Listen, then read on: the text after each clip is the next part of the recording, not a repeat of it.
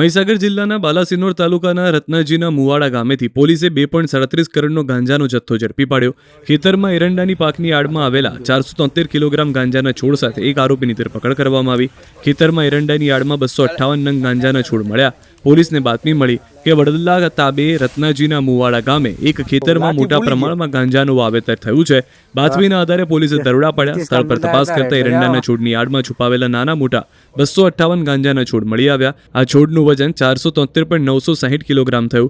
ઝડપાયેલા ગાંજાની બજાર કિંમત આશરે 2,36,98,000 આંકવામાં આવી. પોલીસે આ મામલે વાઘજી શિવાભાઈ પરમાર નામના આરોપીની ધરપકડ કરી.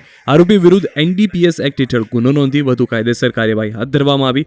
મહીસાગર જિલ્લામાં પોલીસ વડા સફીન હસને ચાર્જ સંભાળ્યા બાદથી અસામાજિક પ્રવૃત્તિઓ સામે કડક પગલાં લેવામાં આવી રહ્યા છે.